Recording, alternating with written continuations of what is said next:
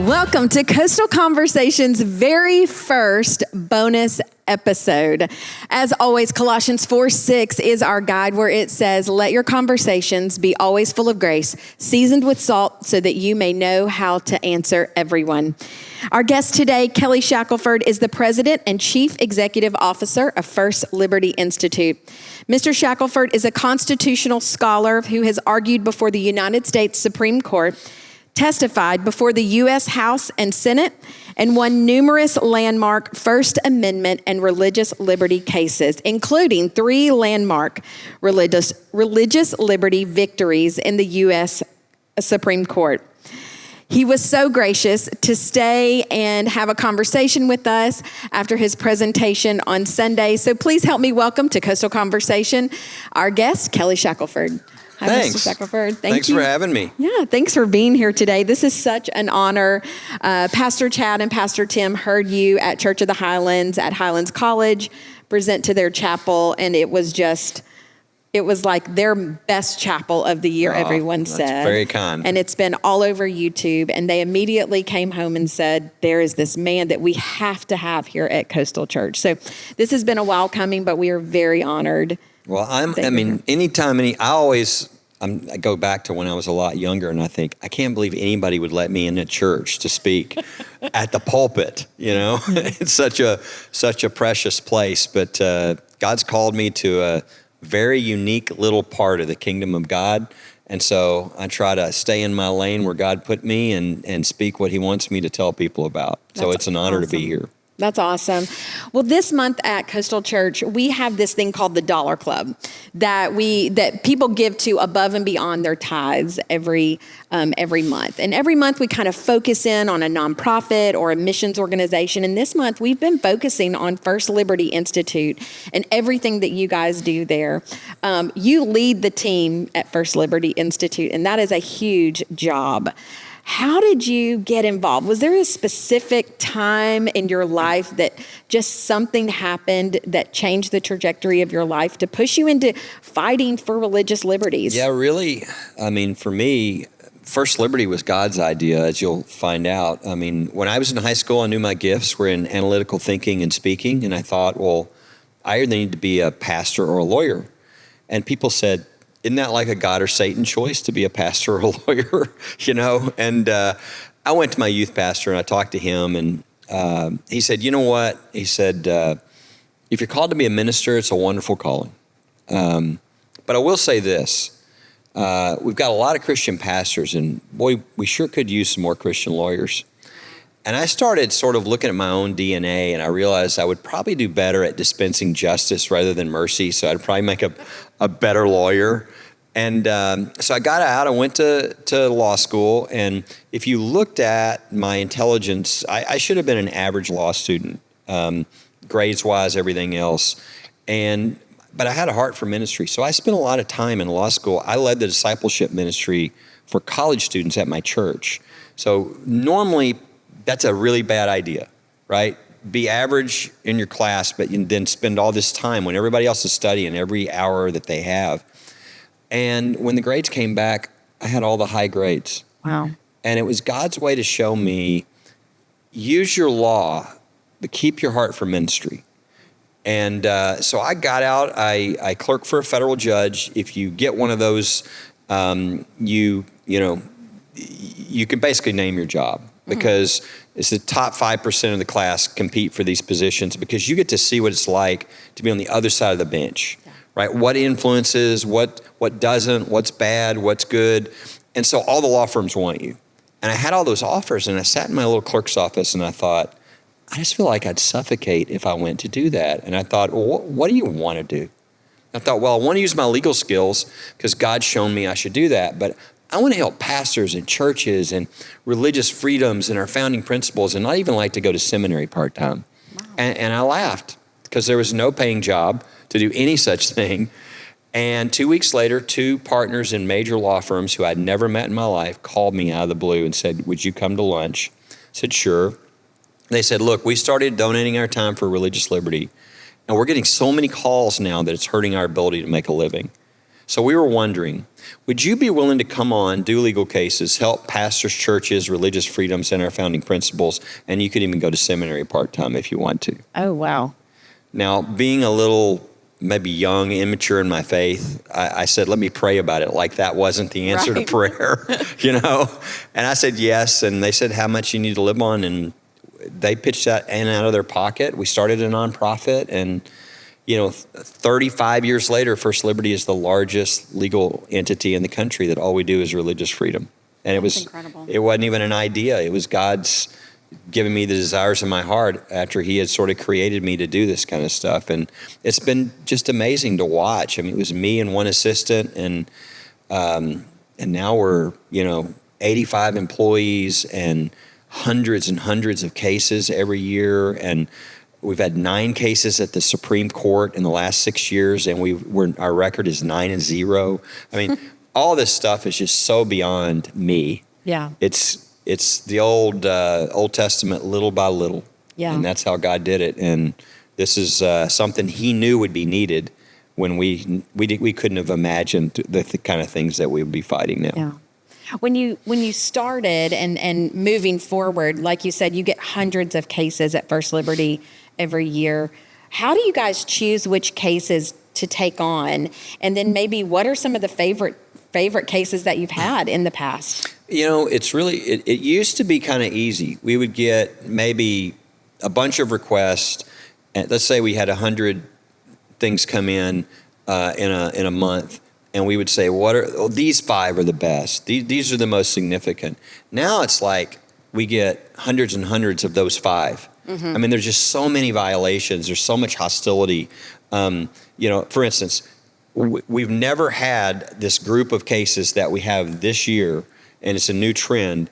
It's pastors being criminally prosecuted. Wow. For being pastors in the United States. Just being pastors, no. Like our guy that we're representing, Chris Savell in Ohio. He has 19 criminal charges because he refused to lock the doors of his church in Ohio in February when it's freezing, when there were people freezing on the streets outside his church. Well, you're not licensed to be a homeless center. Oh. He said, you're going to lock the doors. And he says, Jesus doesn't lock the doors of his church. And so numerous hearings we've already had in this, he's been preparing to go to jail because if they tell him he has to do something that is disobedient to the Lord, he's going to jail. We've got pastors who are being prosecuted because they're feeding hungry people, because they have 54 acres and they've decided to use a little RV behind their church to get people off the streets, cleaned up, and then into apartments. Well, they're not zoned for that. And the city's criminally coming after them. So, I could go through. These are things we didn't have to fight over. So now there's so many, it's really difficult, to be honest. And we're limited. We had 360 some odd cases last year. But if we took everything we were asked, we could have had 10,000. Wow. And so, it's hard. We try to look at what is going to have the greatest impact. What is going to take the least amount of our resources so that, if we have 2, they're going to have the same impact and one takes, 5 times as much resources, then we've had to let really good cases go before. Yeah. So it's been hard. Favorite case, there's a number of these that are just, it's so neat to watch. And you were telling me you have so many favorites that are not necessarily precedent setting. No. But they move the ball. We get to stand next to heroes. Yeah. I mean, these are people who are standing for their faith under tremendous assault in the United States. And it's just fun to watch what God does in their lives. And I've just seen such courage. Probably one of my favorites, though, is a case we had a number of years ago. I was just having lunch, I opened my newspaper, and I saw something I'd never seen before. Senior citizens holding picket signs. And I was like, okay, this is very unusual. And what had happened is the city council had told them that they were not allowed to pray over their meals in the senior center because it's a government building. They could not sing gospel songs on the piano, which they had done.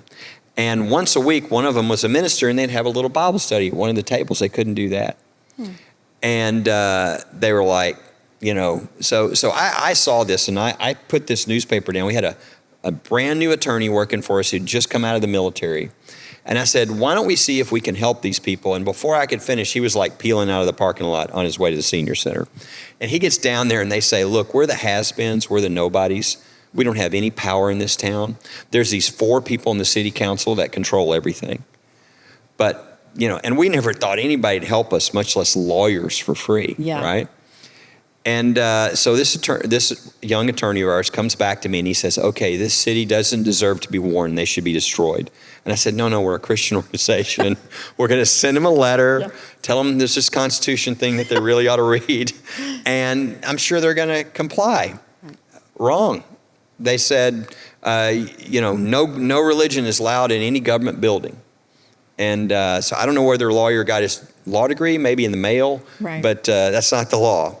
And so we had a press conference, and I had all the seniors behind me. And at the end, I did something media people would tell you never to do, but if you feel led by the Spirit, you do things. And so I said, does anybody want to say anything else? Well, at the end of the line is a guy with a cowboy hat, a bolo tie, a Western suit, and cowboy boots. His name is Barney, 77 years old. He walks up to the microphone in front of all the press, and he says, I fought World War II for these freedoms, and I ain't going into the corner to pray. They can arrest me, long as it says what I was arrested for praying. He turns around, goes back in the deal. Wow. About an hour later, I get a call from Fox News producers saying, we want the guy in the hat. Yeah. And so we end up on all these shows. We end up testifying in the U.S. Senate, which was Barney's first plane ride. He'd been in the Navy. Oh, my goodness. And they were just the greatest clients forever. Fox comes out, and Marceline Green, who's about, 4'2" and bent over, she says, come here, to the cameraman. And we're like, oh no, what is she going to do? She pops open her trunk and she pulls out a picket sign, and it says, don't mess with Grandma, she's mad. And I said, I think that's going to make the cut tonight. And it was all over the news, right? Yeah. And so we ended up winning the lawsuit. We even won a little money for them to have a celebration in the senior center. Aww. But mainly we won an injunction. They could never be interfered with praying over their meals, never be interfered with singing their gospel songs, never be interfered with having their Bible study. But my favorite part was what happened after the case was over. Because everybody in the city saw these 4 all-powerful city council members get beat by the powerless seniors. Yeah. And it's like a light bulb went off, and they went, well, they're not so all-powerful. So they held a recall election, and they threw all 4 of those people out of office. Oh, my goodness. And then about 2 years later, I get a postcard from one of the seniors because she wanted me to know that she was now one of the new city council members. Of course she was. I thought, if that's not America, what is? So I love these cases. I mean, that's probably never going to set any great precedent. Right. But I loved that whole case, every bit of it, the media, what it did to encourage others, watching those seniors stand up. It was fun. And I see some really neat things. I've seen fathers, this is real quick because you don't want me to go on and on about these stories, but we had a little kid that was doing Christmas gifts. They called it winter gifts, but they were all bringing gifts to their friends in class. And this one little boy had done that poem with the candy cane, with the J for Jesus, and he had the poem and a candy cane and a little peppermint bag, and he was stopped. The teacher said, I'm sorry, but you can't give any religious things to the other people. And so this little boy came home really heartbroken. Yeah. And his dad called us and said, is that right? We said, no, this is religious discrimination. You can't do that. And so we talked through all the issues with him, and he said, what's next? I said, we would send a demand letter to the school telling them that they violated the First Amendment, and then if, we'd like for them to comply. And if they don't, we'll have a federal judge help them with the process, right? And but by now we knew that the father was in the printing business, and 80% of his business was a school district. Wow. And so we said to him, we're not telling you to do this. This could cost you your business. And I'll never forget what he said. He said, send the letter. My children are watching me. Wow. And that's the kind of stuff that no precedent, but man, does that, leave a memory. Right. So it's just, these people are heroes. They have to go through a lot. Coach Kennedy, all these things we see, people don't see the other side of how hard it is to be sort of have others turn their back on you and to kind of be isolated. And it's tough. It's tough. Yeah. These things are contentious and they're long and they're your personal life. And so all of these cases, when you see these great people, pray for them because they go through a lot. We have a person on staff who their full-time job is to go and be with our clients and pray for them and find out where they are because many of them are going through really difficult situations. And we just realized that was a major, major issue. And so fun cases, even that are not precedent-setting cases. I love when you came in tonight before we started recording and it was like the one thing you wanted to talk about is how you see God moving in this area of religious liberties. Yes. Speak to that. What do you see God doing across America? Well, it's dramatic, and most people aren't aware because they don't live in this arena. And to give people a feel or help them understand, there are about 8,000 requests a year sent to the Supreme Court for them to take your case. They took 58 cases last year. Is that high? Out of 8,000. Okay. That's normal. Okay. That's normal. The year before was 59. Okay. Year before that was 60. If our goal had been for them to take one of our cases, in the last 2 years, not a very good chance. Okay. They didn't take one of our cases. They didn't take two. They didn't take three. We won 4 cases at the Supreme Court in 13 months. Wow. That's impossible. Okay? It's miraculous. And 3 of those are what I would call landmark, history-changing cases that took 50-year-old precedents that were bad for religious liberty and wiped them off the books. I mean, just a total shift of the freedoms we have. That only God could do that. And it's just the beginning, I think. And so you look at this and you go, okay, if I had a business plan to do that, you would have to lock me up because you can't do that through a business plan, right? I mean, so why is God doing this? I don't know. I don't know whether it's because people are going to need this protection because it's getting really hostile, or maybe this is part of the revival that's about to come. I don't know. I just know that every American alive right now, whether they know it or not, they have more religious freedom right now than they've ever had in their lifetime because of what's happened in just the last few years. And most of them are totally unaware. Yeah. And it's slowly starting to people will get it. We're trying to educate people, but it's hard to educate people quickly enough. But I mean, for instance, one of the questions I was going to ask is where can they go to find out about all of this? I think if we had everybody in the body of Christ get our email every Friday that lists the 4 or 5 biggest things that happen on religious freedom, they would all be in the loop. But most people are not going to do that. We have, I think, 600,000 people who said, I want to get that, and they get that. But it needs to be millions because people just don't know. And the secular media is not going to say, oh, here's what's happened that really affects your ability to share the gospel. Or here's what's happens with regard to your right to pick a Christian school. Or they're not going to, it's just not that important to them. And so an example of this is one of the big cases was the Coach Kennedy case.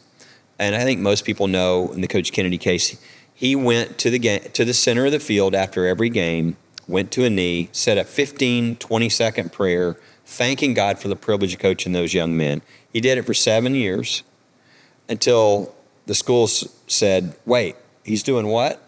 And they went to him and they said, you go to a knee again and we're going to have to fire you. And he went to a knee and they fired him. He was a Marine. He was not going to give up his freedoms and be a bad example for those kids. And 7.5 years later, we won at the Supreme Court. And most people, that's all they know. Coach Kennedy gets to pray. But there was a major precedent that was reversed in that. It's called Lemon. We have an establishment clause in the Constitution because the founders didn't want to establish a national church. like they had in England. But 50 years ago in the Lemon case, the Supreme Court said, no, we think it means more than that. Normally, you can't bring a lawsuit if you're offended, but we're going to allow people to bring lawsuits if they're offended by religion. And then number two, everywhere, we're going to say that this Establishment Clause now means that everywhere that government is, religion can't be, because that's a separation of church and state. Which is not in the Constitution. Which is not in the Constitution. And so for 50 years, Lemon has been used, cited over 7,000 times in cases to push against any sort of religious expression. So if you ask yourself, why aren't we having nativity scenes? You know, I remember you can't have nativity scenes. You can't have a menorah at Hanukkah out on the county lawn. You 10 Commandments get rolled in the closet, right? If there's any sort of prayer at school, there's like a panic. Why? Because any of these things are in the Constitution? No, because of the Lemon case. Well, in Coach Kennedy's, I was sitting next to Coach Kennedy when the decision was handed down, and he said, did I win? And I said, shh, we're reading. And we're like 3 pages in, and it says, Lemon is reversed. And we're just in shock. Yeah. I mean, we can't believe. We just, you know, I don't know how to describe it. It's kind of like we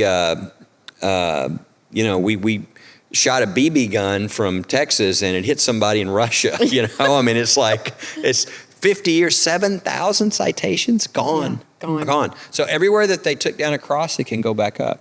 Everywhere, you know, can you have a nativity scene at Christmas on the city lawn, on the county lawn? Absolutely, right? Can you have a 10 Commandments on the wall of the school? Yes, you can.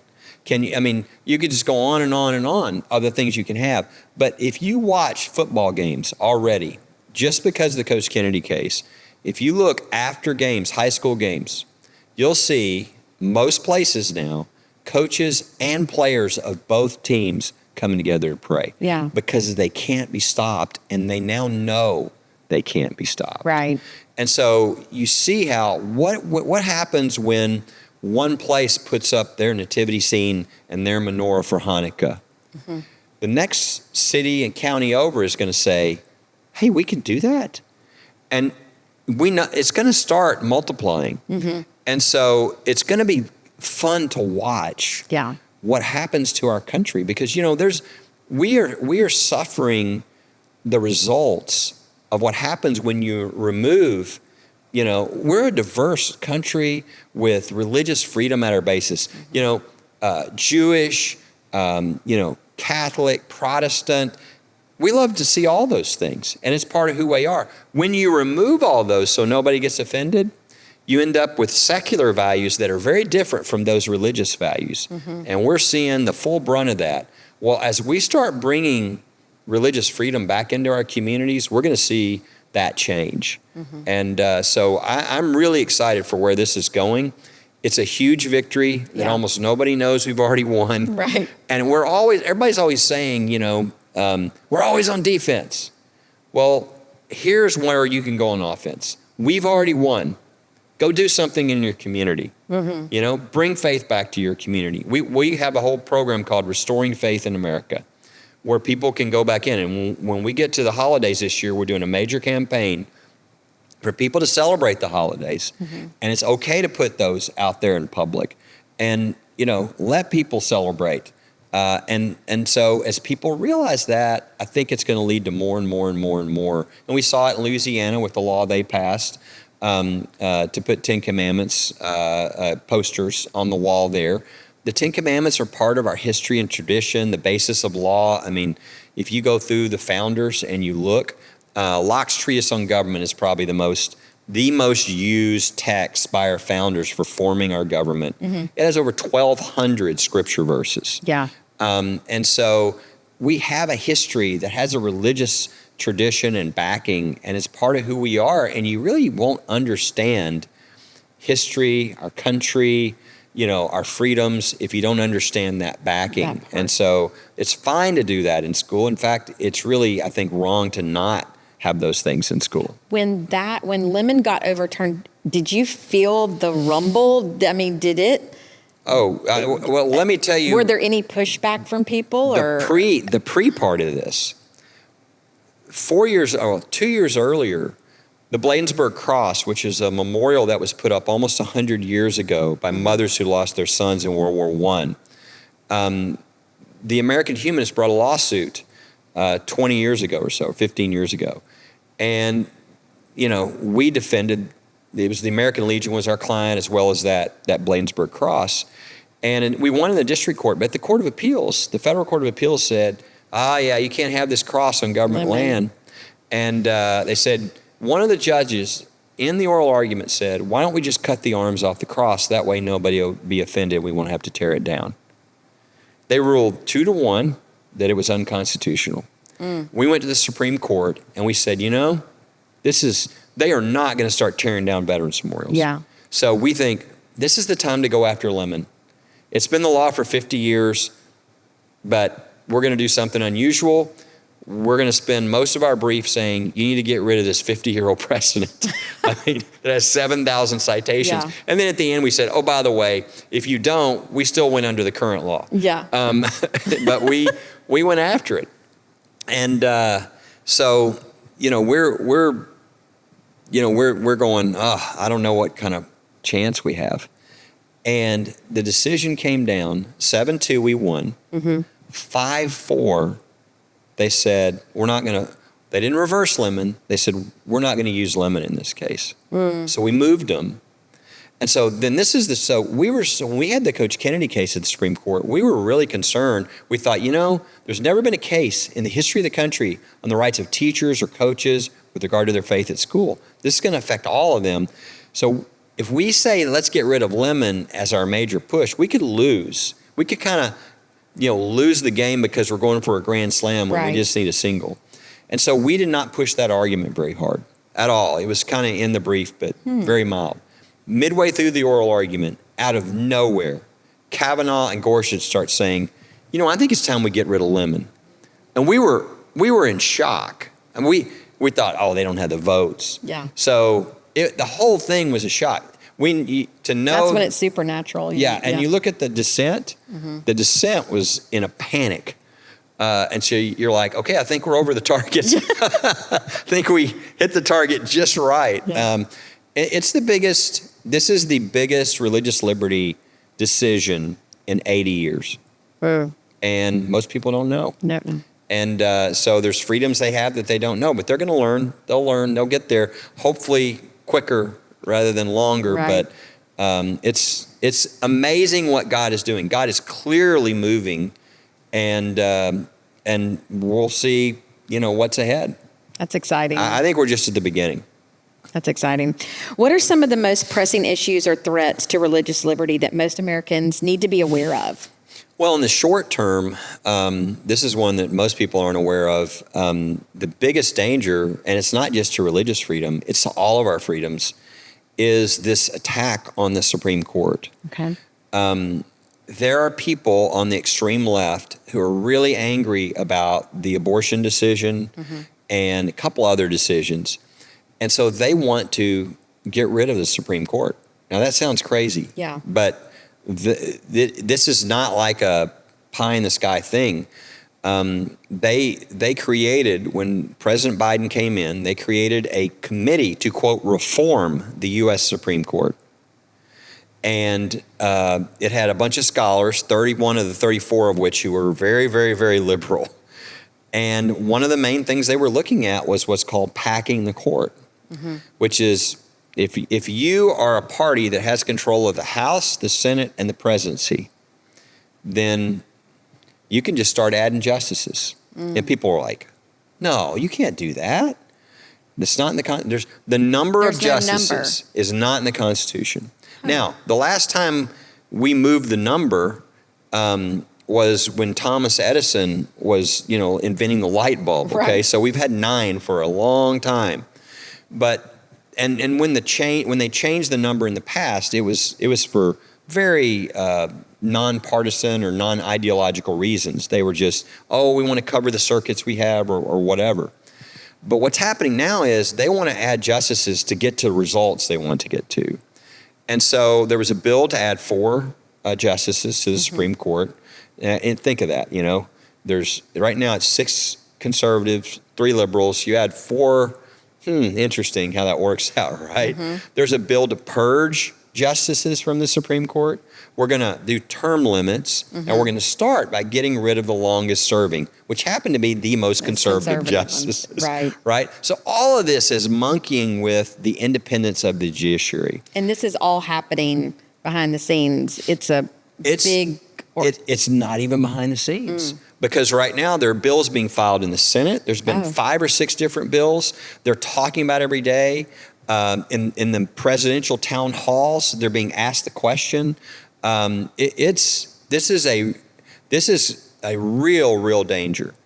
And so if after the election, if we had one party have the House, the Senate, and the presidency, and they decided they wanted to add 5 or 10 justices, all it takes is a majority vote.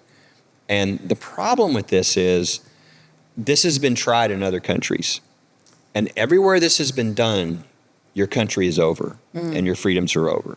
The reason is, we have 3 branches, the executive branch, legislative branch, and the judiciary. Once you do this, the judiciary collapses and it's just under the political power. Because you might think you have rights. You don't. You have whatever right that the majority power wants you to keep because they can add however many justices they want. Venezuela did this. They added 12 justices. If you wonder what happened, they used to be prosperous and free, and all of a sudden now that it's just horrible, right? They packed the court. And in the first 10 years after they packed the court, there were 45,000 decisions that the government was in those cases, and the government won 45,000 to 0. So you're done as a country. And yet, 4 months from now, that's where we could be. Yeah. So this is a danger to every freedom, every constitutional right you care about. And people have started to speak up. We kind of led by speaking up because we thought somebody's got to lead the charge on this. And we wrote editorials in the Wall Street Journal with former U.S. attorneys generals about this. But if you watch now, people are all over because it's becoming an election issue. Yes. And people know, I don't care what party you're in, you need to disavow this. There's some really good information about this on your website. Yes. And again, a lot of people they just think, oh, you can't do that. It's got to be a constitutional amendment. Majority vote. 4 months from now, our country could be over. Literally. And so that's the biggest danger. And even if we get by this election and we don't have one party that has all that, or we avoid this, we've got to educate the country so that this is not an option on the table. Right. Because if it is, if we don't do that, then it's going to happen eventually, and it's the end of your country. So that is the biggest danger. If we stop that, which I think we will, we're doing a multi-million-dollar education campaign on this right now. And we do polling, so we're moving numbers. As people understand what this is, the numbers are moving more and more against this. They're already against it. It's like almost 60% of the country was against it before we started the process, and now it's increasing. But if we take care of it, then I really believe the next 10 to 20 years, we're going to see an incredible expanse and openness and protection of religious liberty. And we're just going to continue to have more of, we've kind of gotten used to not having full freedom when it comes to religious liberty. Right. Oh, you can't say that. Oh, you can't do that here. That's not America. You can say, whatever you want in America. That's the whole point. Right. So, and that'll change all the options of ministry, of things that people can do that churches right now are not even thinking of. But there will be opportunities for them now that they haven't seen in 50 years or more. I think that's where we're going. That's awesome. God started this, and I think he's going to finish this. And again, I don't know whether he did it because we're going to need the protection. It's going to get really nasty, or whether a revival's coming. And this is the freedom that we need to walk into that open space to have it happen. That's really good. I think that leads me to the next question. What keeps you optimistic about the future of religious freedoms in America? Well, what God's doing. Yeah. And I'll even step back a little bit. The real beginning of this was about 8 years ago when we felt God nudging us. We were getting ready. We're nonpartisan. So we were getting ready for a Hillary Clinton presidency, and we were looking at how we could advance religious freedom, and we had our ideas. And then Trump won. And we were like, okay, let's reevaluate. We looked at everything, and the thing that really stood out to us was there were 132 judicial seats open, which is very unusual. These are lifetime appointments. Ooh. And it was just odd. That was very odd. And we really felt like we were supposed to help vet. And we figured everybody else was doing that too, but we thought, well, we'll do our part. And if we get great judges and justices on the court, it won't affect one case. It'll affect lots of our cases. Right. And so we started working on that. And 8 years later, everybody will tell you we have more data on judges and judicial choices than any group in the country. It's First Liberty does. Not even close. Yeah. First Liberty. And it's because what we found is people weren't doing that homework. They were acting like they did, but they were pushing people that they felt good about because they knew them for years. But that's not enough. I mean, you can find things, if you really look, you can find out what people are going to do and where they really stand. And you especially need to see things in their life where they had to have courage to do the right thing. Right. You know? And so we pushed all that information in, and when you look at 235 judges that through that administration that we had input, I mean, that changes things. Yeah. So when I said those 4 major Supreme Court cases in 13 months on religious freedom, that was because of who was on that court. So, you know, that's what it goes back to. And we were like, you know, we were just trying to be obedient. Yes. We had people threaten us for getting involved. And our response was, if God wants to destroy us, we're his. We're just going to be obedient. That's awesome. And he's called us to do this. And so we're going to do it. And we had no idea what the result would be. You know, but to be honest, most people don't know this, but the first choices for the Scalia seat, we knocked off the court because we just did research and said, hey, have you seen this information? And people hadn't. And when they saw it, they went, oh, not a good choice. We don't want that. Right. And so there are a lot of people that are well-intentioned that push people that they like, that they think are really good, but they haven't bothered to like even read all their opinions. Yeah. And certainly not look to, you know, all kinds of other things. We look to everything because we want to know who is this person. We should not be guessing on this. These are lifetime appointments that affect our freedoms in dramatic ways. We can pick really solid people who will hold themselves to the Constitution and keep their own personal stuff out of it. That's what we want for judges. We don't want legislators on the bench. We want judges and justices who say, you know what? My job is to interpret what the original meaning of the text is.